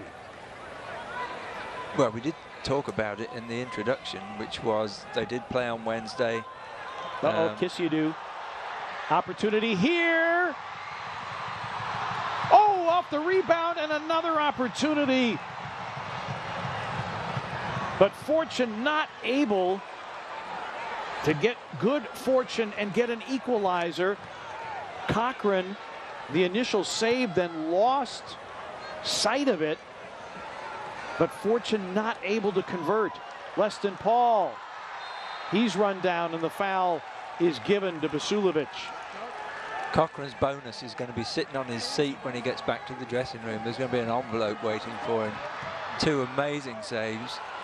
And 2 saves that quite simply kept OKC in this game. I mean, that would have been the equalizer, and then who knows after that. Then it's definitely game on. Back post headed down by Dakers.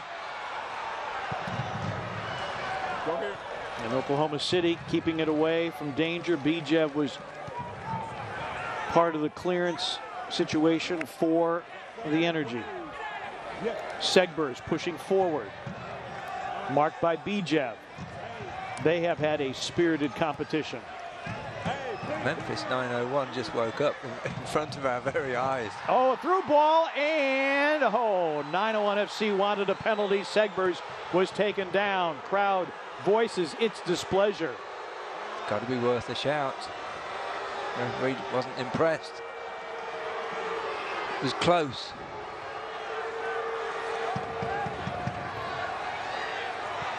The game's come to life. It has indeed. The home club with signs of life. This ball too far. And the throw-in is conceded by Coronado.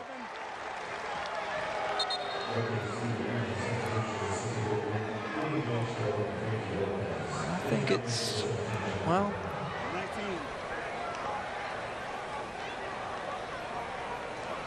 I think it could have gone either way, and I wouldn't have been surprised if it had gone the other way. Let's just put it that way. Kyle Murphy is in. Dre Fortune will go out. And then Fortune sitting on a yellow. And Jonathan Brown coming on. Frankie Lopez coming off for the Energy. This is a bit like the game on Wednesday in that there were patches in that game where Memphis really looked like they believed in themselves. And what we've just seen in the last 5 minutes is one of those patches. Dakers thought he had an opportunity but dispossessed. Counterattack, Jonathan Brown. Brown with 3 black shirts back there. And a foul given. Jonathan Brown commits the foul, the Welshman.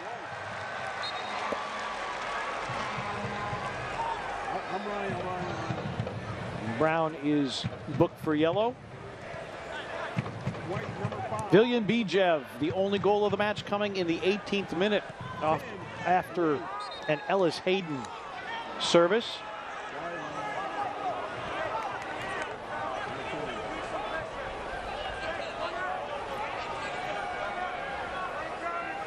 And I get the sense that the emotional intensity of this match has ramped up as well. Oklahoma City, the only club in the championship without a victory. Bijev crosses right across the goal mouth. Couldn't connect with Brown, but it stays in play. Run down by Daniels. Daniels trying to get free. Daniels right in front. Ball still loose, and Dakers is able to get on it.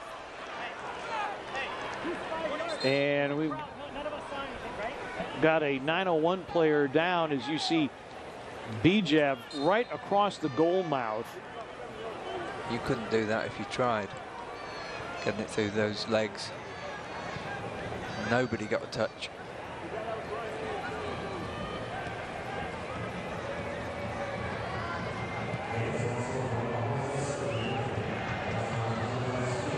Again, another direct long ball, but it's handled by Cochran.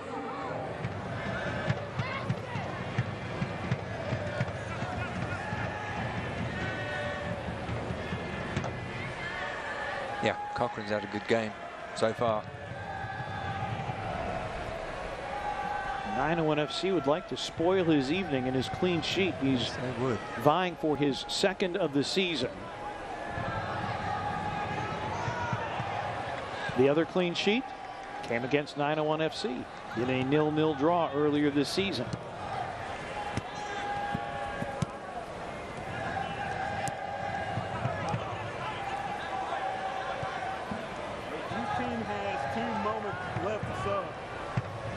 Kiss you do. Marked by Kurimoto. Throw in for Memphis.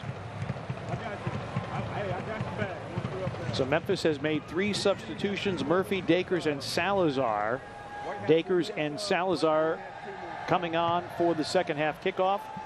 Murphy coming in moments ago. Yeah, I'm sitting here watching this pressure, thinking whether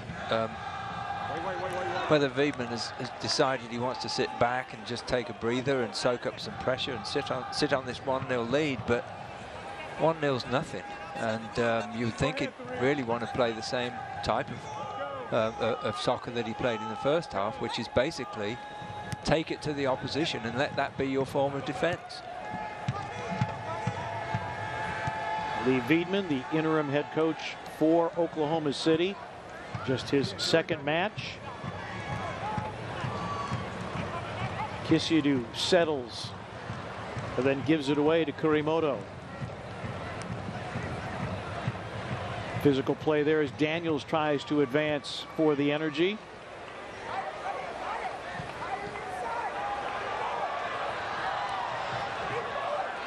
Foul given to the Energy.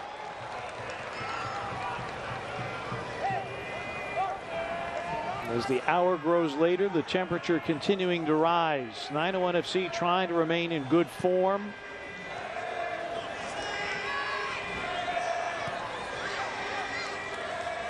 Bijev sends it out for a 901 FC throw in. Dakers. Yeah, there's certainly no reason to panic. Solid 20 minutes left and some change. Murphy.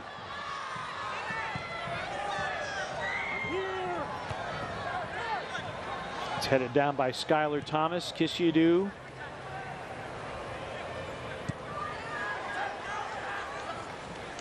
Working that right side with Dakers. Dakers sends it in. Kisidu off the woodwork. A beautiful ball sent in, and Kisidu cannot believe it. Salazar. I beg your pardon. Wow. I was about to say that Cochran's had a great game tonight, and then all of a sudden he does that. I mean, Salazar got on the end of that, and it was a great header. The only thing was, nobody told Cochran. What a great reflex save, pushes it up onto the bar, and then it's away and cleared. Now let's be totally unfair on Salazar for a second, because the fact that he got his head on it at all was remarkable, but I always want more. So if he could have just got over it and knocked it down into the corner, then there's nobody would have saved it. But you can't criticize him for that. Just getting on the end of it was remarkable. Got to give credit to the keeper. Should have held it though. Cochran has been equal to the task so far. And Bijev comes out of the match.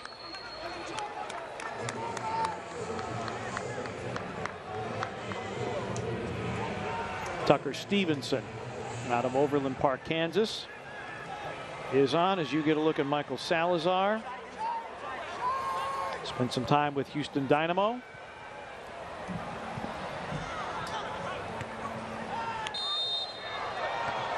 And a foul given to Zach Carroll. And that header by Salazar, the best opportunity for 901 FC tonight. We're looking at Brady Scott getting his first action in goal for 901 FC this season. John Berner, Achilles injury, surgery yesterday. Wish John all the best. This chipped in and trying to link with Connor Donovan.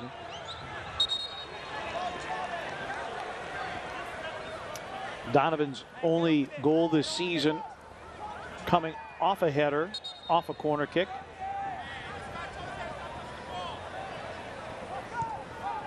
Yes, that was on the pre-game. That glancing header off the 6-yard line.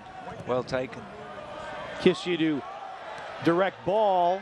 Salazar. Salazar wide. Dakers crossing and headed over the bar by Murphy. Got a touch off for a corner. Good pressure from 901. This is fun for the fans. It's a different side from the first half. Ben Pierman telling us at halftime, we look like a team that's playing 3 games in a little more than a week, but brought some substitutions on, including Dakers and Salazar and Murphy, and all of them have done something nice here in this heart of the game. A Celtic crossing corner kick. Kisyidu has it set. Outswinger, headed away, kept by Dakers, but doesn't get a good touch on it, and well high. Well, good defensive work from OKC. Dakers got the ball, got the first touch, and then wasn't given the time to get his knee over the ball. And of course he's leaning back, so it finishes up in row 72 or thereabouts. But only because of the defending and quick closing down, which is excellent defending.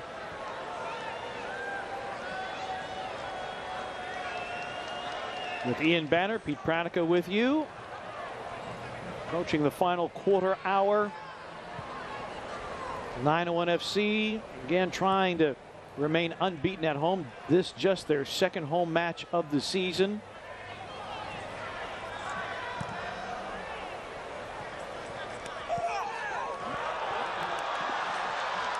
In space, Dakers has Salazar running the middle, crosses back post. Murphy trying to get ahead on it, cannot, but kept by 901 FC. Kisyidu. Kisyidu looking to turn against Ward. Sent in, headed away. Segbers trying to turn. Segbers crossing. No one to get on the end of it. Atuahene did get there, but not able to do anything with it. That was a tantalizing cross. He just hung it up there on the far post.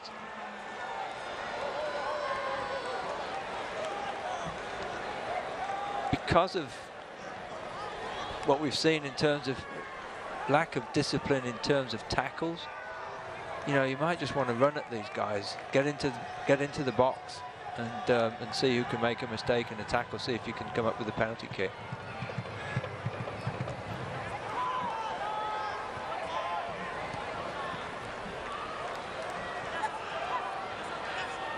Kisyidu.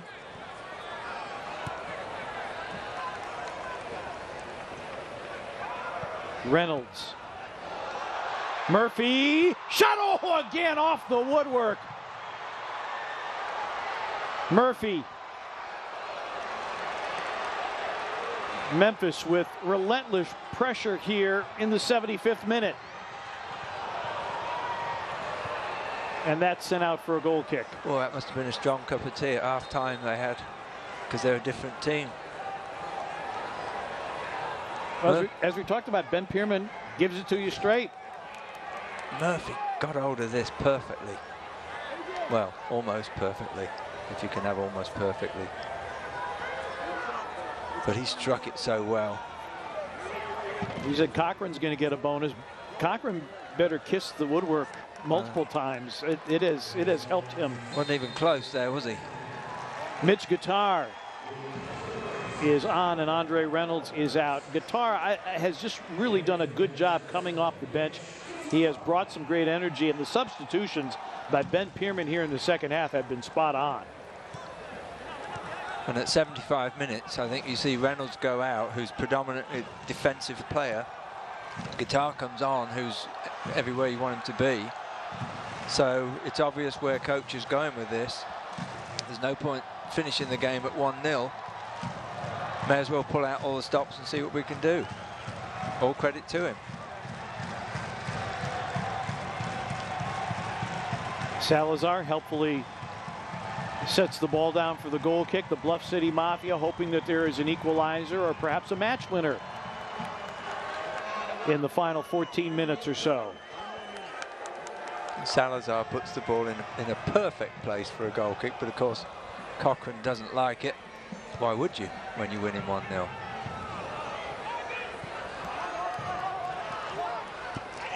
Dakers, wow, took an elbow from Charlie Ward. Yeah, it was after the ball.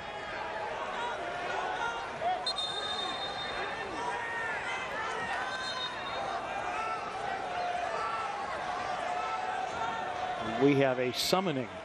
Who, me? A summoning and a booking for Charlie Ward. I'm not sure if the referee was trying to give him credit and not a card, and it was something he said, or whether it was always going to be a yellow.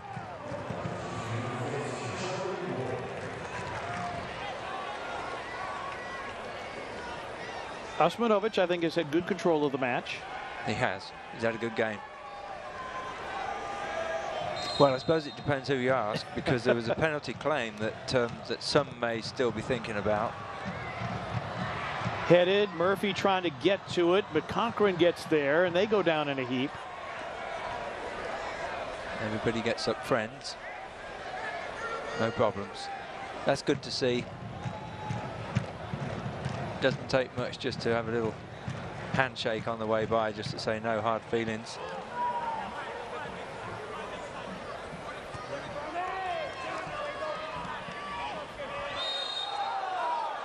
And that foul given to Basulovic. And see, that's the unnecessary thing for me, because he's in a position, he's almost in his opponent's 18-yard area, and he basically gave up the ghost. As soon as he gave the push away, it was done.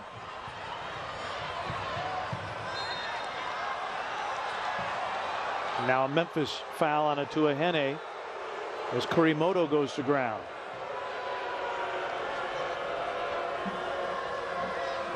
Not quite sure what the crowd are trying to say here.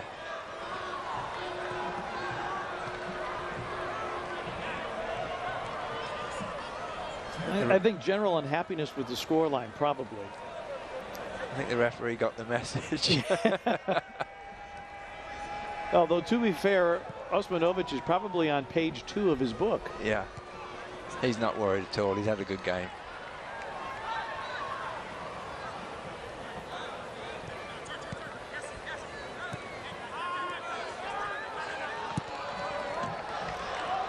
Playing directly, Dakers. And it'll be out for a goal kick. Yeah, it's good defensive work too. Just stuck that ball right into Dakers and said, I'll take the goal kick, but yeah, Coronado. That stung.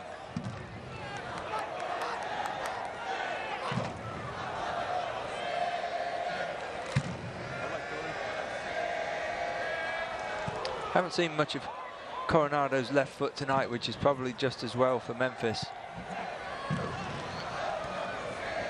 He's had a quiet game, actually, the fullback.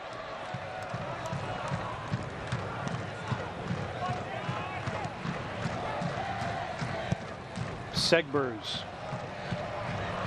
And guitar, not cleanly played. No, he's right on the edge of that infield sod, isn't he? That would be his excuse that he's probably going to stick to. Memphis Redbirds are in Indianapolis tonight.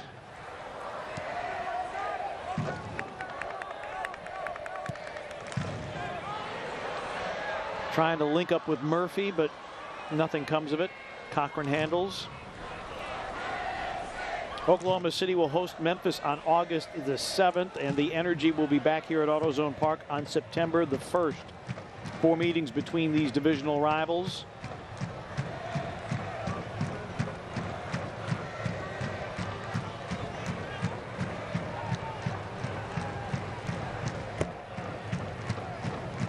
Three points for the Energy would pull them level with Sporting KC 2. Let's see how the referee motions for this free kick, because I agree with Murphy. The head was down. If he puts his hand up, he's saying that it was dangerous play. If it's indirect, can't see the referee. At the moment, he has not gone for an indirect free kick, so curious what he gave there. Because Murphy, I was with Murphy on that one. Defender's head was way low.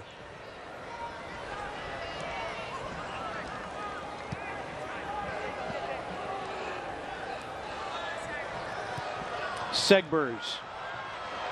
Direct to Murphy. Dakers was trying to link up with Murphy, but Murphy went the other direction. And 901 with a turnover. Jonathan Brown battling with it on the touchline. And it will be a Memphis throw-in. Lee Veedman is being told to get back to the technical area. You know, in the calm of the commentary box, you know, you have to say, how many times have you gone and remonstrated with the referee, and the referee said, you know, you're right. Let's give the throw in your way. I know the emotions run high. This is their life, and I get that. Ghost River is a proud partner of Memphis 901 FC. And the boys wearing the black shirts would love to quaff a Ghost River in victory. Atua Hene. Memphis thought it was out for a corner, and yes, it was out for a corner.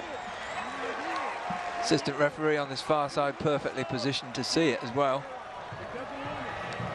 Celtic crossing corner kick, forthcoming for 901 FC. Sent in, collision.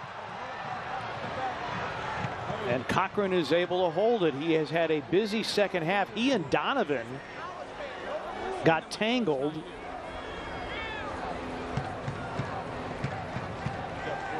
You know, I never thought I'd say this, but I wonder if VAR will ever be used in this league. Because there have been several things that you know, on reflection, you could go back and look at and may have changed the decision that the referee made in real time. Because something happened down in the 6-yard area, and I did not see what it was. Thank you.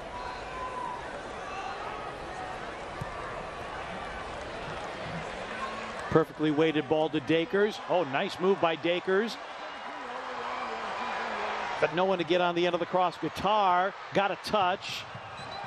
And then that goes wide. And it did take a touch apparently from Oklahoma City. So another Celtic crossing corner kick. Let's go back to that previous corner to see exactly what happened here. That was the collision, and some miscommunication between Donovan and Cochran nearly resulted in something good for 901 FC and something tragic for Oklahoma City. Headed over. Good service, but Murphy again high. Excellent corner. Murphy coming in, but he wasn't. He was challenged at the same time as he was about to make contact with the ball. So it wasn't made easy for him. Breck Evans is on. Skylar Thomas is out.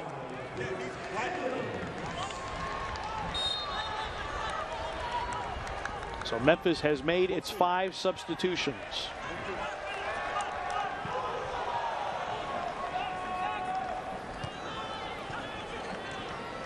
Dakers goes down, and the foul given. Yeah, he doesn't want to stay down, that's for sure. Well, remember how lopsided possession was favoring Oklahoma City in the first half? It's basically 50-50 now. Yeah.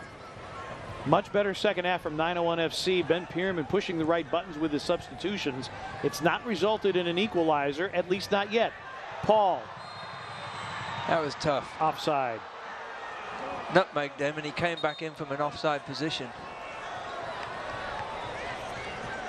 Yeah, and if you look at the possession too, Pete, you'll find, I think, that so much of Oklahoma's position has been in their own half, and a lot of that in their own third. Here's the play again. There, he's offside, he comes back, but it's when the ball's played. Brad Dunwell is in, Charlie Ward goes out. Third substitution for the Energy.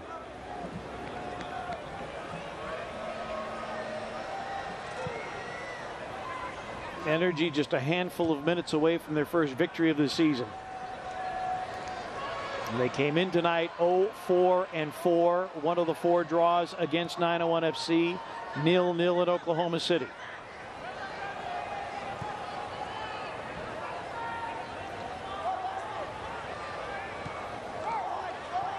Paul.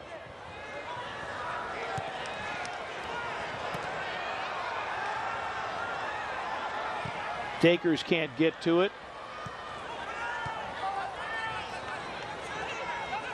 Ball to the Energy. Kurimoto. Kurimoto, not good opportunity there, intercepted by Kisyadu. Segbers and Dakers. This is Dakers.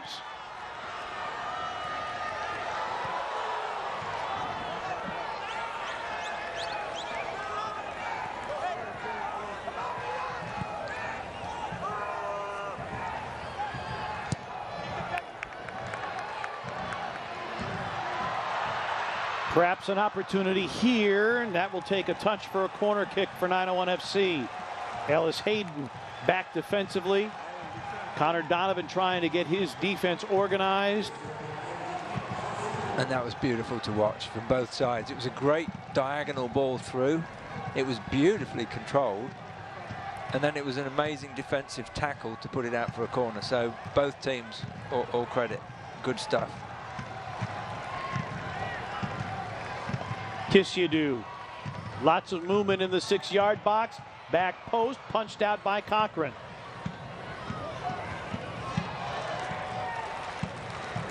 Cochran did what he had to do. Too hot to handle. Just punched it out, punched it high and wide.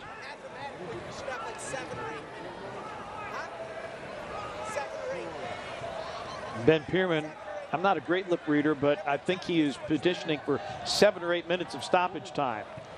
That might be a little generous, I think.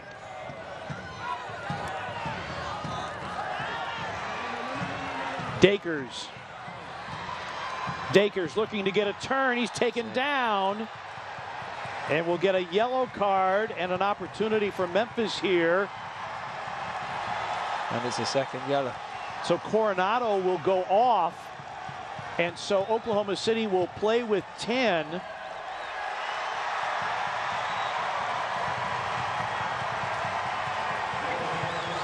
Oh, there's a bit of drama remaining here.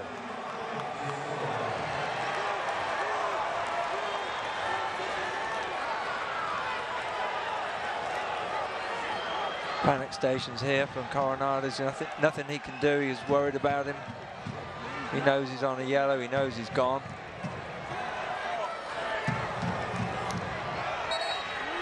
And he did have a covering colleague as well.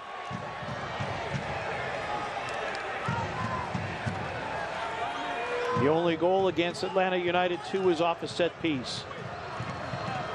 Memphis hoping history repeats itself just a few days removed from Wednesday's victory.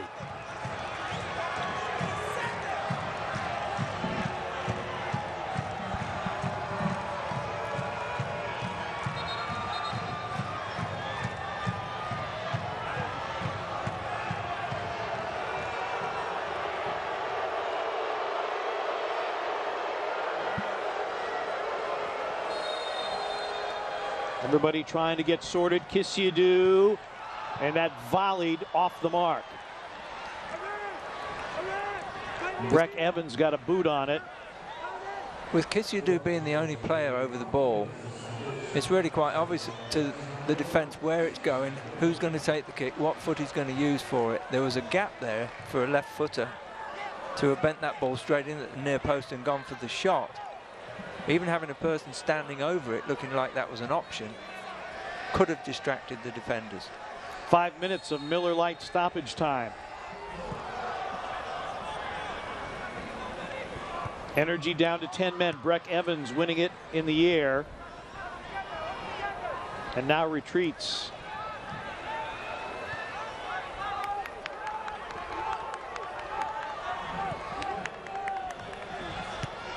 Full pressure forward for 901 FC.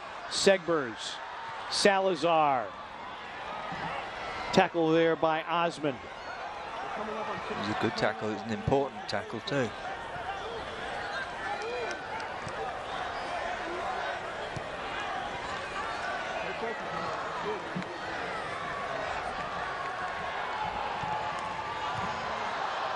That headed away. And another foul given. And this will probably add a little bit more to the already 5 minutes of stoppage time. Let's take a look at that earlier free kick with Kissiadou over it. Yeah, it's close. There's a reluctance, though, isn't there, about Memphis players running with the ball into the penalty area.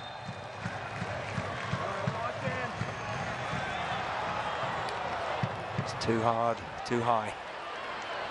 So nothing comes of that. Memphis has had any number of free kick opportunities, and one of the things that Ben Pierman has wanted his club to be better at, off restarts. Has not gotten any production off that tonight.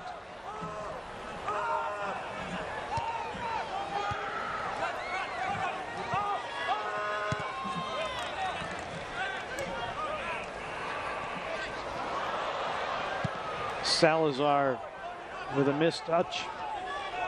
Jonathan Brown back the other way for Oklahoma City. Guitar marks Daniels. And concedes the throw in.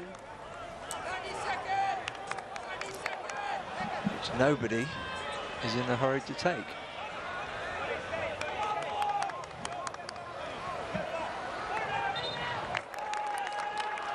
And that's deflected out for a corner. There's a borderline foul throw too.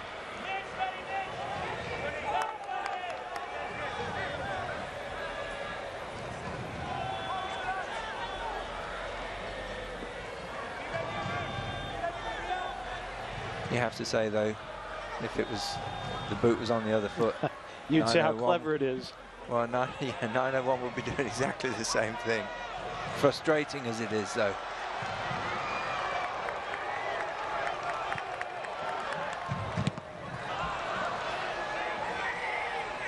That's intercepted and back to Brady Scott.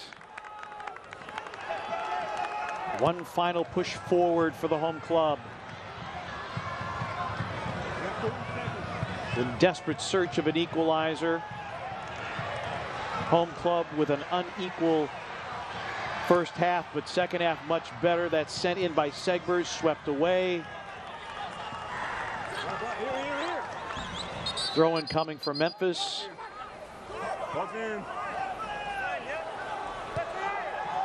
All eyes on the referee's watch. Segbers with service. Good defensive header. Perhaps one last opportunity here. Kissiadou through to Segbers. And the pass behind Kissiadou. He fires and parried over the bar by Cochran. Great effort. Another Celtic crossing corner kick. He almost hit it too well because he hit it straight down the middle. Either side, left or right, Cochran would have really been struggling.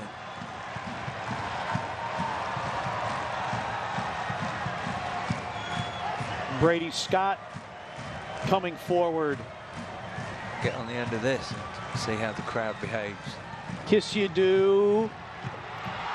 And a bicycle attempt, and that goes wanting. That would have been it. That would have been it. That was a clear-cut opportunity. Dacres right on the far post, but not to be. Full time has sounded here at AutoZone Park. And the Oklahoma City Energy, their first victory of the season, 1-0. A Bijev goal in the 18th minute off an assist from Zach Ellis-Hayden.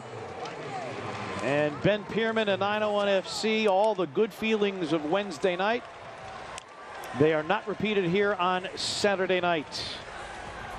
Memphis suffers its third defeat of the season, and Oklahoma City Energy gets all 3 points. Back to wrap it up from AutoZone Park in a moment.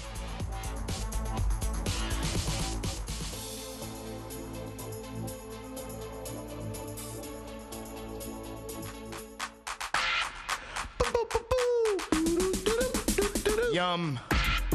Chili, chili, chili. Chili don't yum. Hormel chili, pour on. The best of the best sale is going on now at Ashley Home Store. Get 0% interest for 6 years. Find this 5-piece dining set for less than $20 per month. Or save up to 25% off store-wide. This week only at Ashley Home Store. At AutoZone, you get what you need when you need it. Got a today job?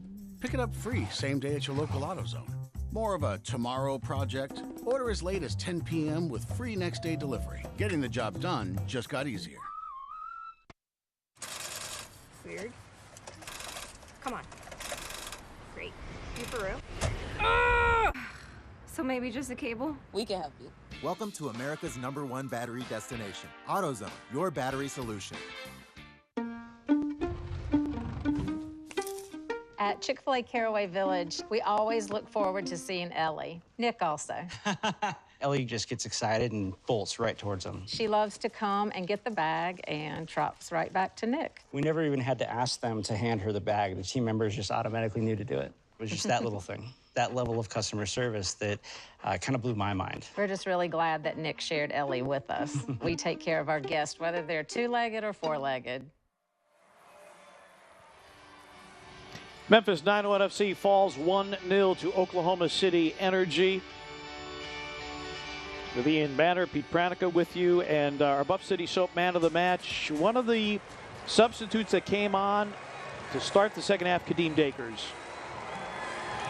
And I think the substitutions by Ben Pierman gave his side a lot of life. Yeah, it was almost like the chemistry changed when he came on, so it was all credit to him for that alone. Dacres working the right side all second half long. Multiple quality services in, drawing the foul there, and the red card as Oklahoma City finished the night playing with 10. Kadeem Dacres, our Buff City Soap man of the match. Coming on, making his 6th match appearance. All but 3 of them in reserve. Final numbers, you look at the shots, Memphis with 13 shots overall in the second half. And 6 of them on target, all of them saved by C.J. Cochran, who earns his 2nd clean sheet of the season. And remember how the disparity in passing for Oklahoma City and possession in the first half, it totally flipped in the second half. Yeah, my goodness me, didn't it change? And I think for me, if it wasn't for C.J. Cochran in goal, it could have been 3 points going, staying here in Memphis, and that's how much of a difference he made in goal. Cochran came into the match with 18 saves. He gets 6 more tonight. So Memphis falls to 2-3-2, a -3 goal differential. Oklahoma City earning its first victory of the season to go along with 4 draws and 4 defeats. They now have 7 points. So they are still in arrears of Memphis in the divisional table, but Oklahoma City gets its first victory of the season. They are now -4 in goal differential. Ian, it's been a real pleasure working with you, sir. Hope you enjoyed it. Thoroughly enjoyed it. Always enjoy this game. Always enjoy seeing people fall over very easily. And good evening.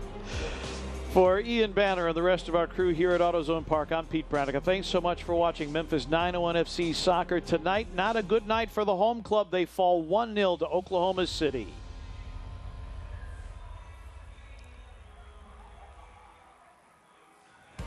This copyrighted telecast of the United Soccer League Championship cannot be retransmitted, rebroadcast, or reproduced without the expressed written consent of the United Soccer League Championship.